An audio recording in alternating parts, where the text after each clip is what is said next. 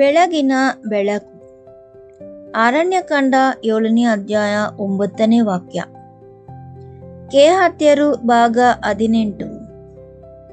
ಧೂಪದ ಪೀಠ ಭಾಗ 1. ನಾವು ಈಗ ದೀಪಸ್ತಂಭದ ಕುರಿತಾದ ನಮ್ಮ ಅಧ್ಯಯನವನ್ನು ಪೂರ್ಣಗೊಳಿಸಿದ್ದೇವೆ. ಈಗ ನಾವು ಕೇಹಾತ್ಯರ ಪಟ್ಟಿಯಲ್ಲಿರುವ ಮುಂದಿನ ವಸ್ತುವಿನ ಕಡೆಗೆ ಸಾಗೋಣ. ಅರಣ್ಯಕಾಂಡ 4ನೇ ಅಧ್ಯಾಯ 11ನೇ ವಾಕ್ಯ ಹೀಗೆ ಹೇಳುತ್ತದೆ: ಚಿನ್ನದ ಪೀಠದ ಮೇಲೆ ಅವನು ನೀಲಿ ಬಟ್ಟೆಯನ್ನು ಹಾಕಿಸಿ ಅದರ ಮೇಲೆ ಚರ್ಮದ ಹೊದಿಕೆಯನ್ನು ಮುಚ್ಚಿ ಅದಕ್ಕೆ ದಂಡಗಳನ್ನು ಸಿಕ್ಕಿಸಬೇಕು. ಚಿನ್ನದ ಪೀಠ, ಧೂಪದ ಪೀಠ ಈ ಚಿಕ್ಕದಾದರೂ ಅದು ಅತ್ಯಂತ ಮಹತ್ವವಾದ ಪೀಠೋಪಕರಣಗಳು.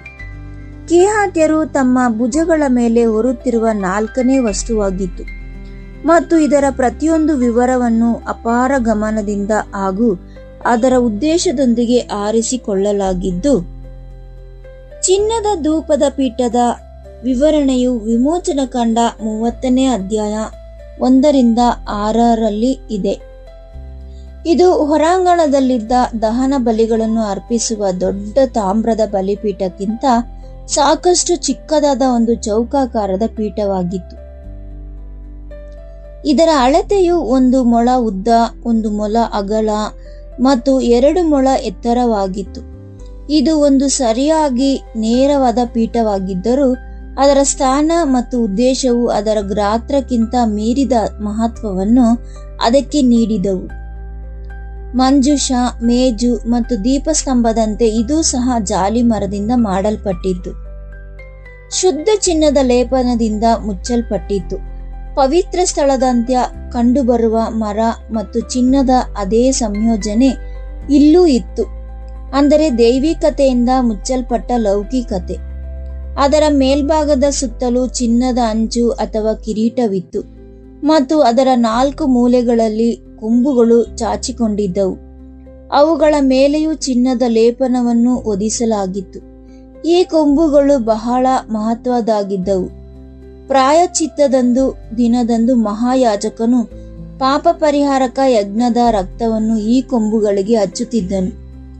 ಪೀಠದಿಂದ ಕಿರೀಟದ ಕೆಳಗೆ ಚಿನ್ನದ ಜರಿ ಇತ್ತು ಮತ್ತು ಮೂಲೆಗಳಲ್ಲಿದ್ದ 2 ಚಿನ್ನದ ಬಳೆಗಳ ಮೂಲಕ ಜಾಲಿ ಮರದ ಚಿನ್ನದ ಲೇಪನ ಹೊದಿಸಲು ಕೋಲು ಅಥವಾ ದಂಡಗಳನ್ನು ಸಿಕ್ಕಿಸಲಾಗುತ್ತಿತ್ತು. ಇದರಿಂದ ಕೇಹಾತ್ಯರು ಅದನ್ನು ತಮ್ಮ ಭುಜಗಳ ಮೇಲೆ ಎತ್ತಿ ಅರಣ್ಯದುದ್ದಕ್ಕೂ ಹೊರಬಹುದಾಗಿತ್ತು. ಧೂಪಪೀಠವು ಇಡಲ್ಪಟ್ಟಿದ್ದ ಸ್ಥಾನವು ಅದನ್ನು ಗೂಡಾರದ ಇತರ ಎಲ್ಲಾ ಪೀಠೋಪಕರಣಗಳಿಗಿಂತ ಭಿನ್ನವಾಗಿಸುತ್ತದೆ.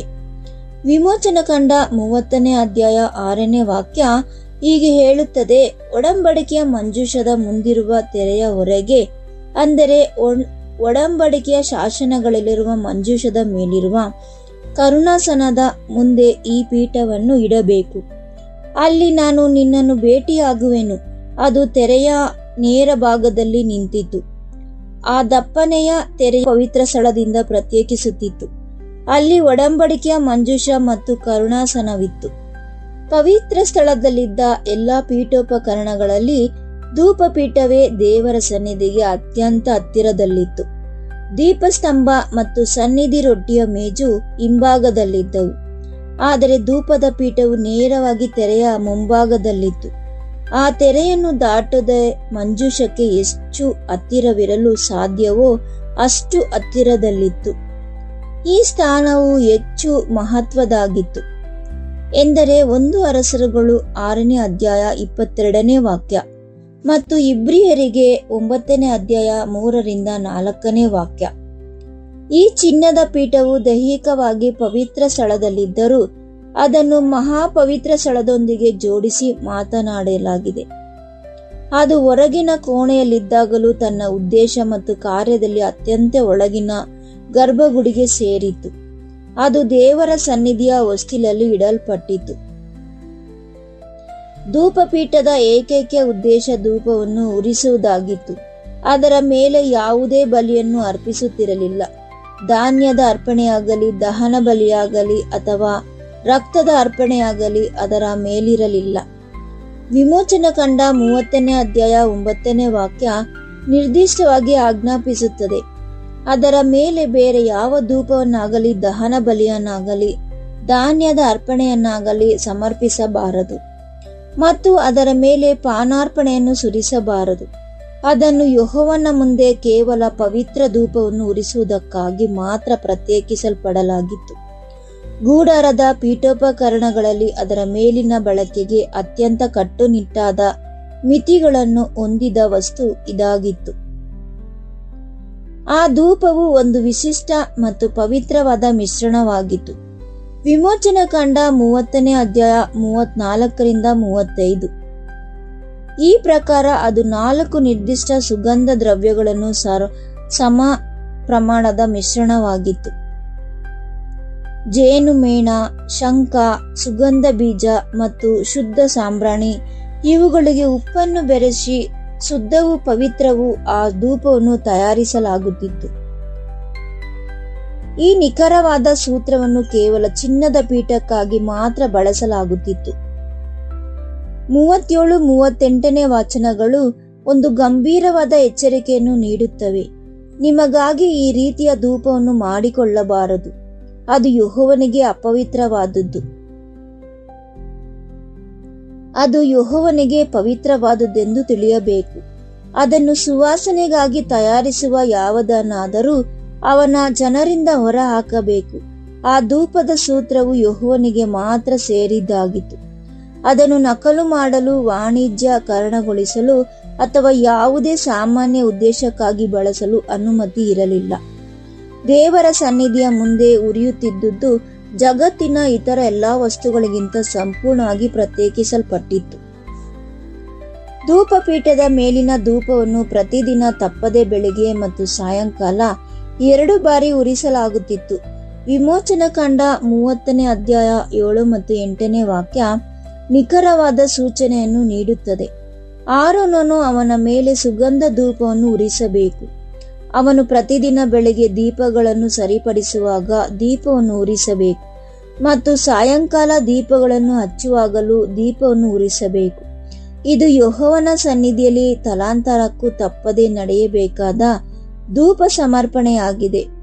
ಬೆಳಗಿನ ಧೂಪವನ್ನು ದೀಪಸ್ತಂಭದ ದೀಪಗಳನ್ನು ಸರಿಪಡಿಸುವ ಅದೇ ಸಮಯದಲ್ಲಿ ಉರಿಸಲಾಗುತ್ತಿತ್ತು ಮತ್ತು ಸಾಯಂಕಾಲದ ಧೂಪದ ದೀಪಗಳನ್ನು ಹಚ್ಚುವ ಅದೇ ಸಮಯದಲ್ಲಿ ಉರಿಸಲಾಗುತ್ತಿತ್ತು ಎಂಬುದನ್ನು ಗಮನಿಸಿ. ಧೂಪ ಮತ್ತು ಬೆಳಕನ್ನು ಯಾವಾಗಲೂ ಒಟ್ಟಿಗೆ ನಿರ್ವಹಿಸಲಾಗುತ್ತಿತ್ತು. ಪ್ರತಿದಿನ ಬೆಳಗ್ಗೆ ಮತ್ತು ಸಾಯಂಕಾಲ ಸುಗಂಧ ಮತ್ತು ಜ್ವಾಲೆಯು ಏಕಕಾಲದಲ್ಲಿ ಯೆಹೋವನ ಮುಂದೆ ಏರುತ್ತಿತ್ತು.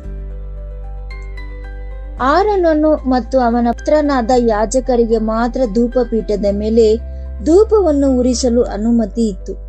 ಯಾವುದೇ ಸಾಮಾನ್ಯ ಇಸ್ರಾಯೇಲನು ಅದನ್ನು ಸಮೀಪಿಸುವಂತಿರಲಿಲ್ಲ. ಧೂಪಪೀಠವನ್ನು ತನ್ನ ಭುಜದ ಮೇಲೆ ಹೊರುವ ಕೆಹಾತ್ಯನಿಗೆ ಸಹ ಅದರ ಮೇಲೆ ಧೂಪವನ್ನು ಉರಿಸಲು ಹಕ್ಕಿರಲಿಲ್ಲ. ಹೊರುವುದು ಮತ್ತು ಉರಿಸುವುದರ ನಡುವಿನ ವ್ಯತ್ಯಾಸವು ಸಂಪೂರ್ಣವಾಗಿತ್ತು. ಹೊರಲು ಕೆಹಾತ್ಯರು ಬೇಕಾಗಿದ್ದರು, ಆದರೆ ಉರಿಸಲು ಯಾಜಕರು ಬೇಕಾಗಿದ್ದರು ಮತ್ತು ಅದನ್ನು ಮೀರಿ ದಾಟಿದವರಿಗೆ ಸಿಗುತ್ತಿದ್ದ ಶಿಕ್ಷೆ ಭೀಕರವಾಗಿತ್ತು. ಅರಣ್ಯಕಾಂಡ 16ರಲ್ಲಿ ಕೆಹಾತ್ಯನಾದ ಕೋರಹನು ಮೋಶೆ ಮತ್ತು ಆರೋನನ ವಿರುದ್ಧ ದಂಗೆ ಎದ್ದಿದ್ದನ್ನು ಓದಿದ್ದೇವೆ.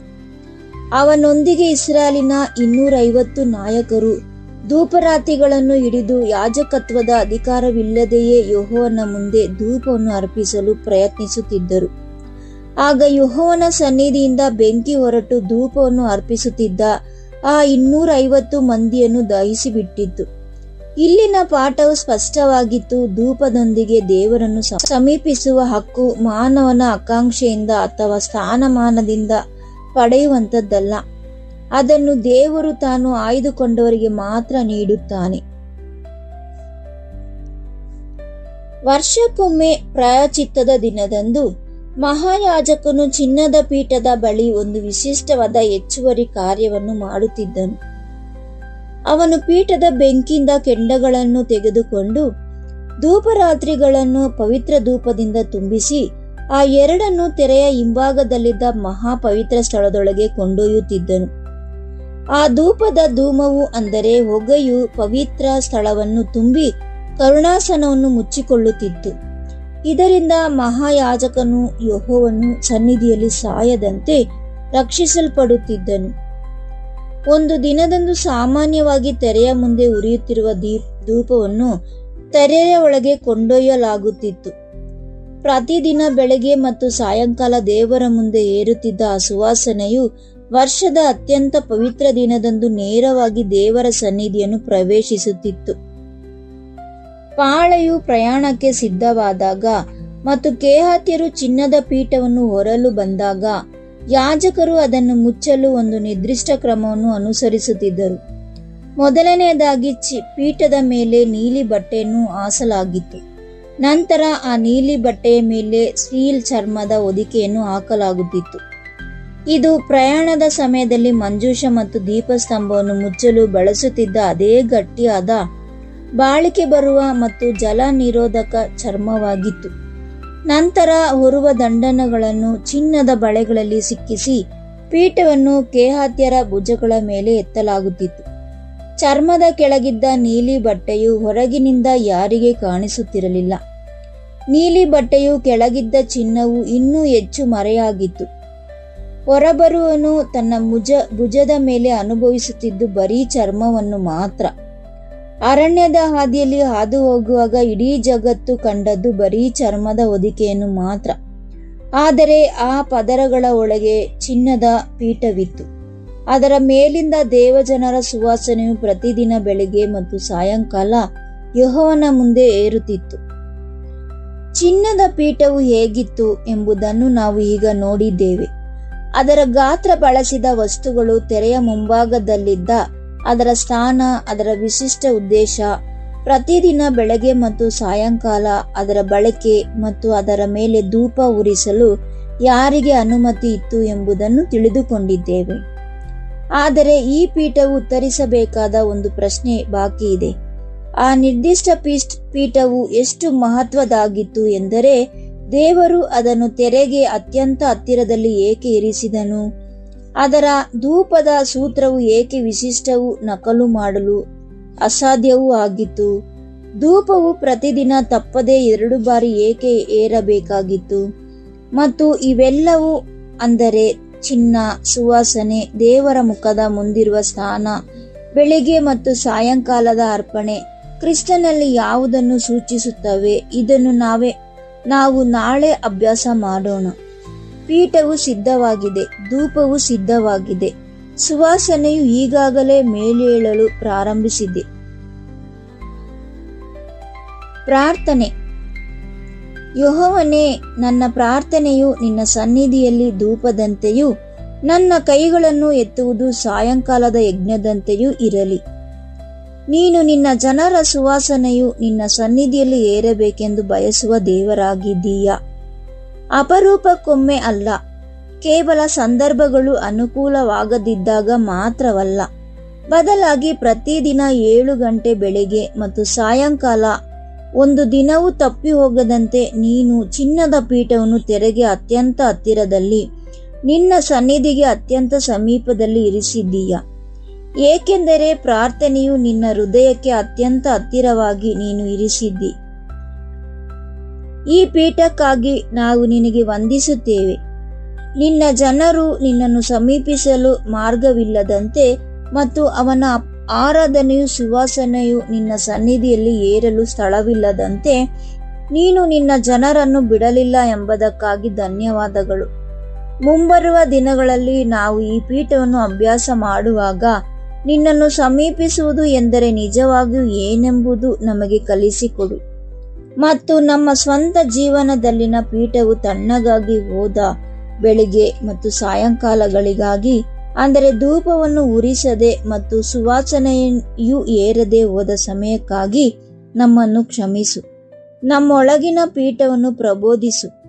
ಕ್ರಿಸ್ತನ ಹೆಸರಿನಲ್ಲಿ ಬೇಡಿ ಹೊಂದುತ್ತೇವೆ ನಮ್ಮ ಪರಮ ತಂದೆಯೇ, ಆಮೇನ್.